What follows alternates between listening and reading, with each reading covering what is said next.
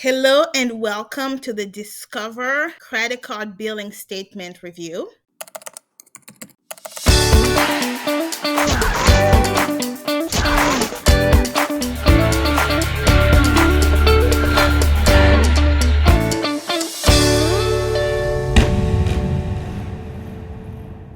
If you are new to my channel, welcome. I am doing a series on credit card literacy, if I may say so myself. This particular series is a series on credit card billing statement.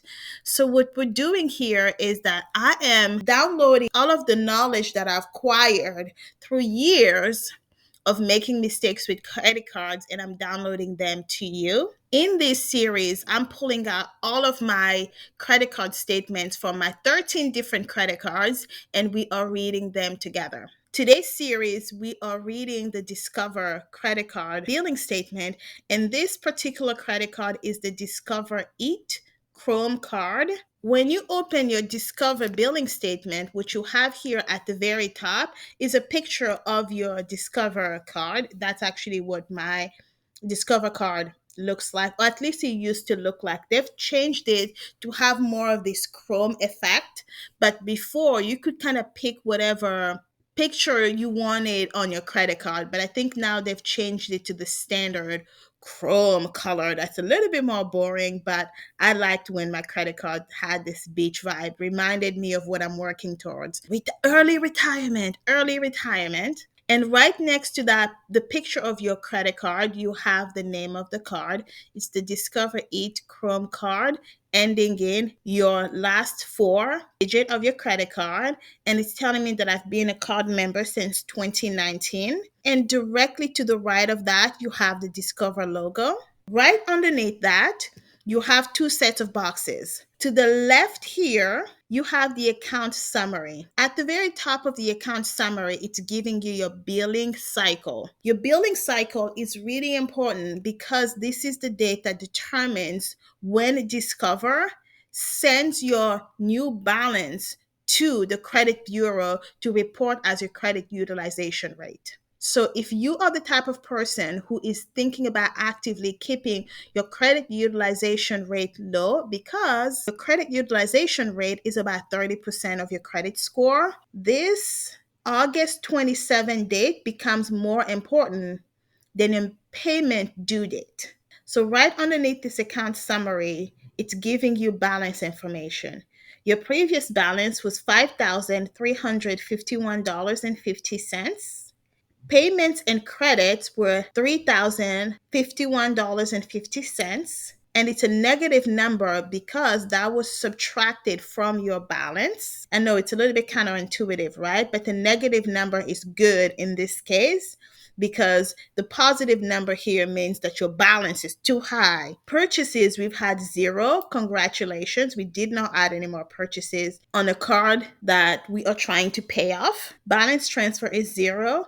Cash advances is zero. Fees is a positive $30. That's boo. That is not good. I know what happened here. I made a payment to accidentally the wrong account. This is why bank account planning is so important. And I did not have enough money in that account that I accidentally clicked on. So the payment was rejected and I was charged $30. You know what? It's a fact of life. I moved on. It's okay. Interest charged is zero. That's a very good thing. This tells me that it was introductory or promotional offer at a 0% APR. We love those cards. The new balance after all of this is added up is $2,330. Right underneath that, it says see interest charge calculation following the fee and the interest charge section for detailed APR. The credit line here is 8,000. The credit line available is $5,670. My cash advance credit line is $800. What's available for me in my advance credit line is also 800 because I have not taken any cash advances. And if you've been with me for a while, you know that I do not encourage cash advances because they are very expensive. Before we go further, Let's go down to the left here and look at the payment information. Up top, it's a beautiful little format here where it has your new balance. We just read that a new balance was $2,330. The minimum payment due is $47, and the payment due date is 9/22/2023. And right underneath that, it's giving you a few set of warnings, and these are really important for you to hit. Late payment warning. If we do not receive your minimum payment by the date listed above, you may have to pay a late fee of up to $41. All of these are things that you need to know as you are either selecting a credit card. By the way, if you have not seen my credit card research video on Discover and all of the other credit card research videos, click right over here so that you can see all of these research videos that I'm doing. They help you select the right credit card for you so that right off the bat, you have in your wallet all of the credit cards you need for a different time period in your life. Tangent over, let's continue. Minimum payment warning. If you make only minimum payments each period, you will pay more in interest and it will end up taking longer to pay off your balance. For example, it gives you some examples here. If you make no additional charges using this card and you pay only the minimum, it will take you 9 years and it will cost you $4,616. So that's almost double the $3,030 balance that you have. However, if you pay $87, which is about $40 more or a little below double, what your minimum payment is, it's only going to take you 3 years. You will pay only $3,145. That is a saving of over $1,400. And in the bottom, all of your billing statements will offer you this. If you would like information about credit counseling services, call us at this number. Let's scroll down towards the middle of the billing statement. Discover card and most of your credit cards will give you some sort of credit score information for insight. Discover gives you the FICO score 8 based on TransUnion.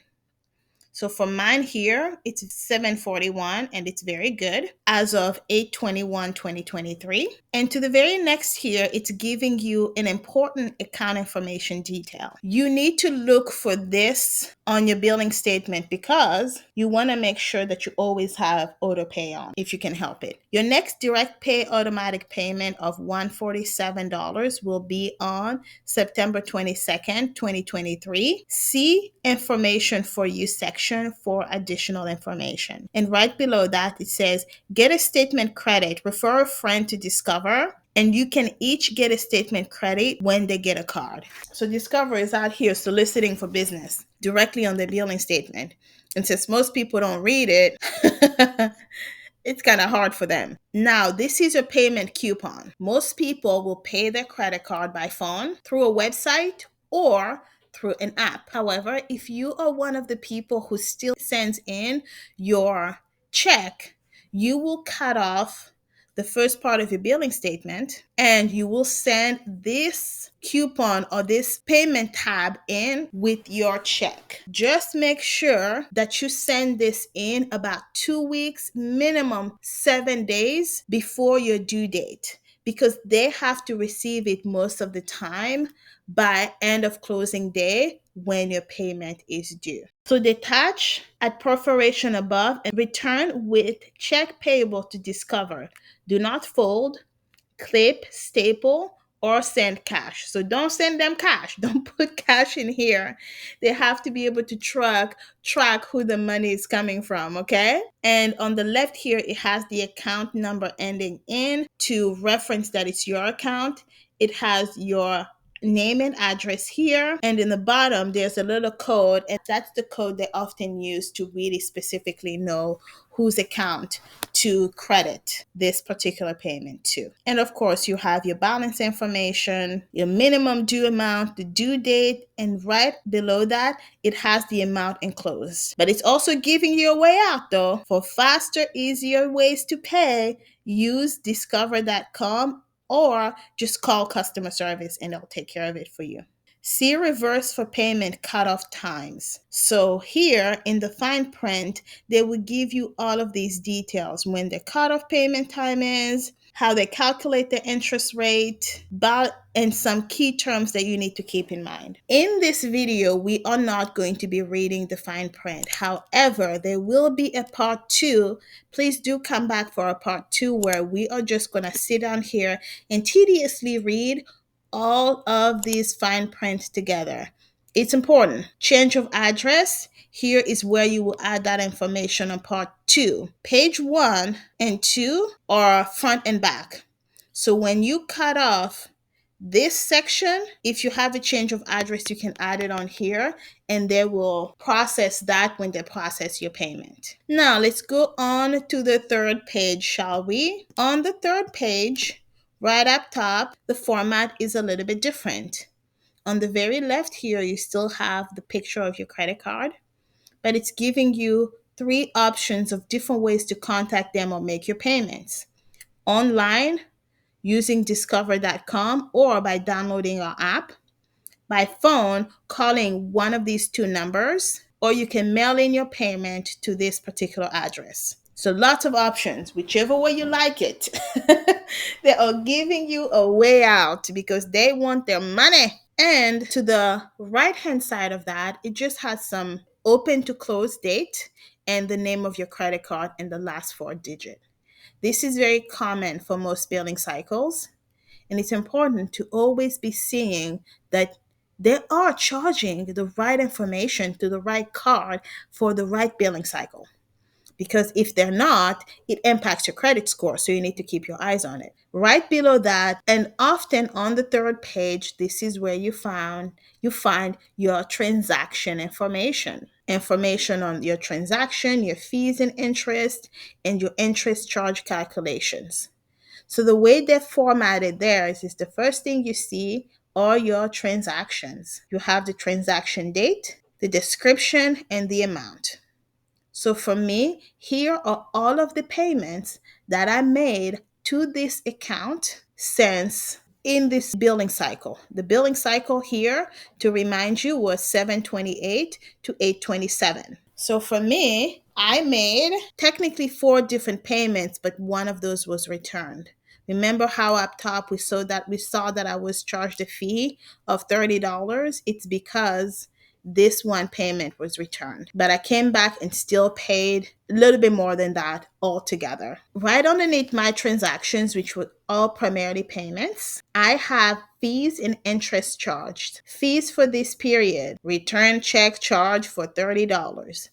Total fees for this period is $30. Now, hopefully you have 0 fees, right? But if you do have a fee, hopefully you only have one. But if I had multiple fees, they will all be listed under fees for this period, and the total amount will be listed right underneath here. Total interest for this period is 0. We love seeing that. And right underneath your fees and interest charges, you will always see your year-to-date charged. So all of your fees and interest charged to you will be tabulated year-to-date right underneath this tab. And for mine, total fees charged in 2023 is $30. Interest charged in 2023 is $0. Let's scroll down and see what else we have here. Interest charge calculation. Your annual percentage rate APR is the annual interest rate on your account. Your current billing period is 31 days. To the very left here, it always lists the types of purchases. There are 3 types listed here: purchases, cash advance, and balance transfer. My APR for purchases is 21.24 V, so it's variable. 29.99 V is variable. Balance transfer is 0. So what this is telling me is if I was to make any purchases for this card, I would immediately be charged 21.24, right? So after my billing statement, My payment due date, if I don't pay that in full, I will be charged 21.24. Is there any promo APR? No, I don't have any. If I had cash advanced, cost would be $29.99. And for cash advance though, it's charged on the day of. I do not believe that with cash advances, they wait until you make a payment at the end of the month. Unlike purchases, most credit cards will charge you day one, and it's a high percentage too. So, this is why I'm not a believer in cash advances on credit cards. Balance transfers. They did have a promotion here for 0%, and my promo slash APR expiration is 9/27/23. The balance subjected to interest is $4,281.32. So far, the interest charged is zero. This is very important. When you do a balance transfer or you have a 0% APR, you have got to pay it in full before the expiration date. Or, although I only owe $2,230, they are telling you here that what will be subjected to interest charge once this balance transfer promo expires is the full amount I did a balance transfer on over a year ago. So this section here is to be taken very seriously.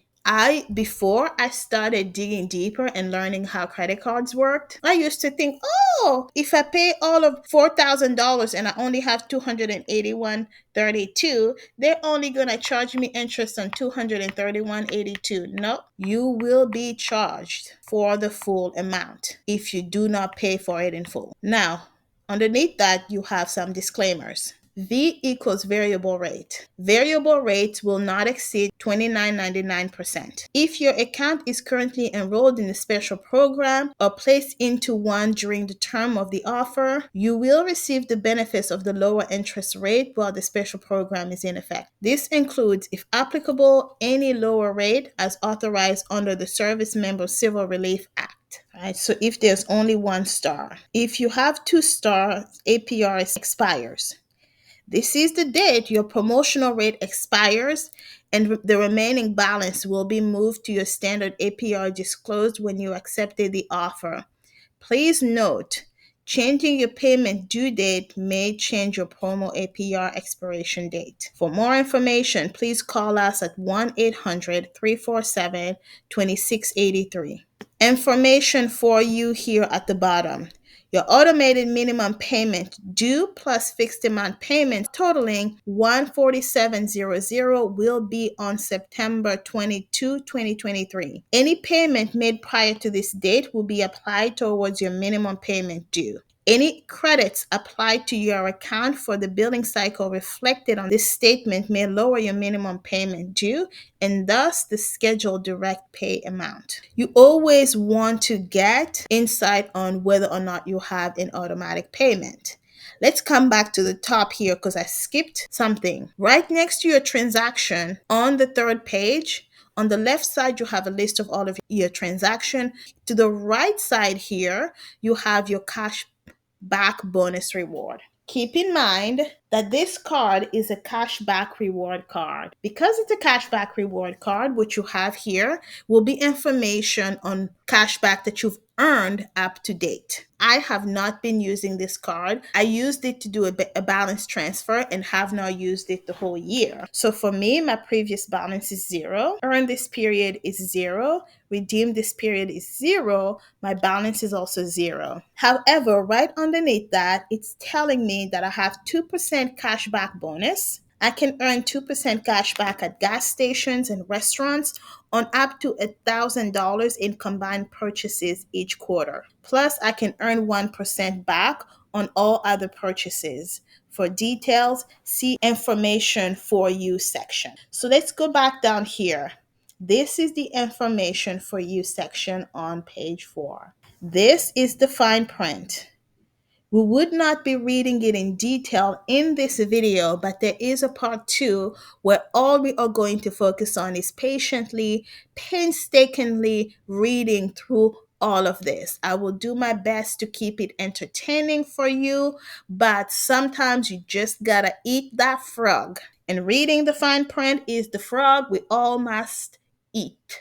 This, ladies and gentlemen, is the overview of the Discover It credit card. Thank you so much for joining me on this journey. Hopefully, it was insightful and you learned something. If you have not seen my credit card research video on Discover, we are going to link it in the description below and link it somewhere up top here so that you can review that as well. I will also be releasing soon the part 2 where we read through the fine prints and read the information for you section, where we read through the fine print and the information for you section. Thank you so much for your time. I will see you in the next video. Have a great rest of your day. Bye.